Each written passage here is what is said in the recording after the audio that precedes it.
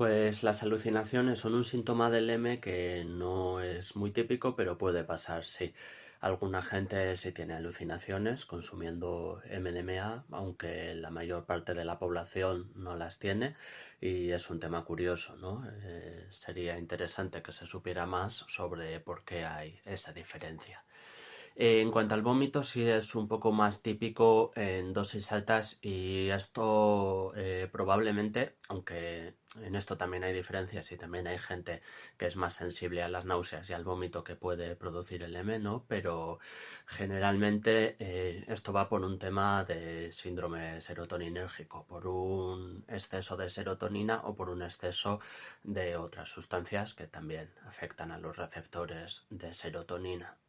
Entonces, en ese sentido, pues básicamente sí se puede considerar que el vómito es una señal de que se ha consumido demasiado, ¿no? Porque se está teniendo eso, se está teniendo unos síntomas que se corresponden con un exceso de serotonina. Probablemente, bueno, la movida es que en el síndrome serotoninérgico la gravedad es muy variable. Y obviamente, pues cuantas más sustancias se tomen que producen esto, pues más grave va a ser el síndrome, ¿no? Pero tienen una gravedad muy variable que en cuadros leves, pues lo que aparece es un poco de agitación, insomnio, pueden aparecer temblores, sobre todo en las extremidades inferiores, más que en las superiores. Y luego van apareciendo ya conforme empeora la gravedad, pues náuseas, vómito, diarrea también puede haber. Los temblores pueden empeorar hasta convertirse en algo muy parecido a una crisis epiléptica y puede aparecer fiebre. Y en los casos más graves de síndrome serotoninérgico, pues se puede morir, claro, porque puede haber una fiebre de más de 40 grados tranquilamente. Entonces, seguramente el vómito se puede interpretar como un síntoma de un síndrome serotoninérgico, pero de uno de los más leves, lógicamente, ¿no? Que tu vida no está en un peligro inmediato, pero bueno, es ese síndrome, pero con menos gravedad. Con estas cosas hay que tener cierto cuidado y bueno, muchas veces eso, el síndrome serotoninérgico aparece simplemente por consumir demasiado M. Otras veces es por mezclar varias sustancias que pueden afectar esto, que pueden incrementar los niveles de serotonina o que pueden afectar a los mismos receptores del cerebro. Por ejemplo, la gente que toma antidepresivos, que suelen ser inhibidores de la recaptación de serotonina, pues tiene que tener mucho más cuidado con esto porque ya de por sí está tomando una medicación que va a hacer que sus niveles de serotonina se incrementen, ¿no? Entonces, en esos casos, pues hay que tener especial cuidado. Vamos, es que yo creo que lo suyo es interpretar el vómito eso como una señal de que se está consumiendo demasiado y una señal de alerta. Que luego por haber, yo sé de gente que potaba cada vez que tomaba M y decía que si el M no le hacía potar era una mierda y que no estaba colocado. Pero bueno, yo soy más de recomendar tener cuidado y de tomármelo como un síntoma de alerta, sí. Bueno, esto puede ser un papelón, pero a ver, lo más importante es que lo peor ya ha pasado, ¿no? O sea, los efectos de la cocaína duran unas pocas horas, pues para entonces ya no vas a estar puesto, no vas a tener que disimular que se te va la mandíbula pa' Cuenca, solo hay que disimular el bajón y hay que llevar el bajón lo mejor que se pueda. Y la única opción saludable para llevar el bajón bien es descansar y alimentarse bien. La verdad es que más opciones saludables que esa no hay ninguna receta mágica. Lo bueno es que disimular el bajón es un poco más fácil, ¿no? Quiero decir, no son síntomas tan claros que todo el mundo pueda verlos al momento y decir, uy, esta persona ha consumido cocaína hace unas cuantas horas y ahora está de bajón. No, o sea, se va a notar, pues eso, se va a notar que una persona está más cansada, más apática y eso, pero eso no tiene por qué traducirse en que la gente vaya a notar que es un bajón de alguna droga estimulante, ¿no? O sea, si de hecho, pues algún comentario así tipo, joder, qué mal he dormido hoy, pues puede ayudar y hacerse pasar por un cansancio, digamos, normal, un cansancio que no tenga nada que ver con ninguna sustancia. Y luego volviendo un poco a lo que decía, la única forma saludable de llevar el bajón, pues eso, es descansar y alimentarse bien. La cafeína no es muy recomendable porque lo único que va a hacer es posponerlo y que luego sea peor, ¿no? Pero claro, es verdad que en la situación que se presenta aquí, pues es que una persona puede tener responsabilidades y puede tener cosas que hacer y no puede permitirse estar de bajón. Entonces, en ese sentido, pues la cafeína, igual que se podría tomar una taza de café o una bebida energética para combatir el cansancio normal, pues sí se podría usar para... Y luego a lo que iba, pues eso, la única forma saludable de llevar el bajón es descansar y alimentarse bien. La cafeína no es recomendable porque lo único que va a hacer es posponerlo un poco, posponer algunos de los síntomas y que luego sea peor. Pero claro, es verdad que en la situación que se nos presenta aquí, pues estamos en una situación que eso, ¿no? Que puede haber responsabilidades, puede haber obligaciones, puede haber cosas que hacer y entonces no es posible descansar.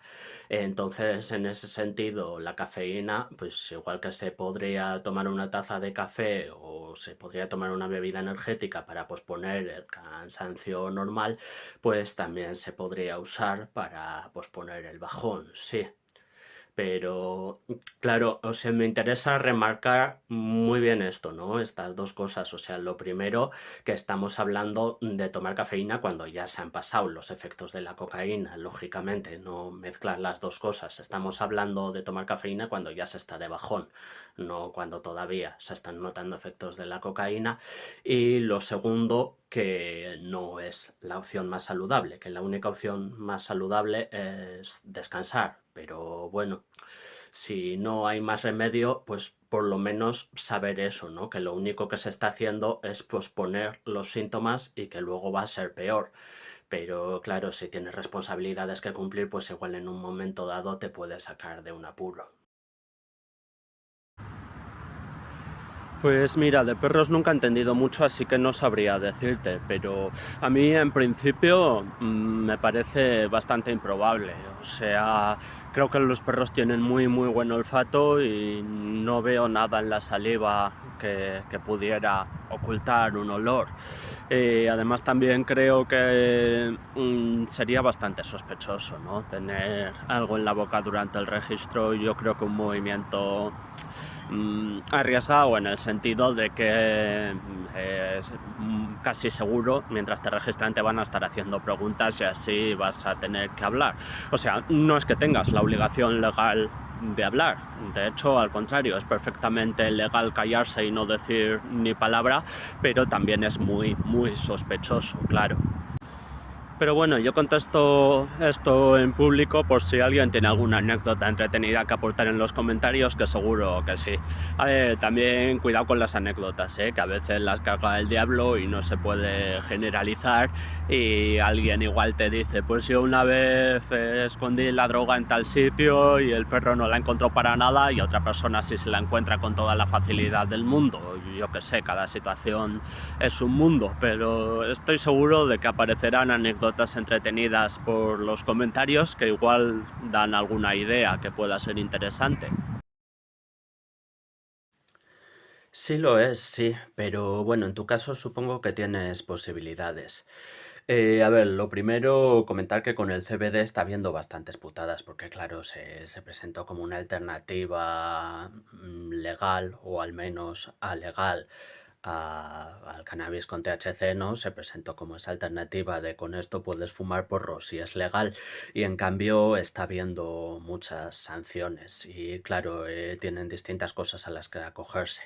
Por un lado, la Ley de Seguridad Ciudadana habla de que no se puede poseer o consumir estupefacientes en vía pública, y estupefacientes no tiene por qué ser necesariamente drogas ilegales. En ese sentido, también te pueden sancionar, pues por ejemplo, por consumir o tener popper a veces o alguna otra droga que no esté fiscalizada, incluyendo cannabis con CBD.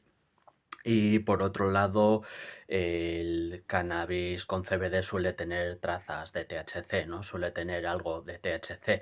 Y aunque es verdad que hay un límite legal del 0,3% de cara a la venta, pues en la posesión se puede jugar un poco con eso y se puede argumentar que llevas THC encima y por lo que tengo entendido, en algunos casos no se ha podido recurrir bien.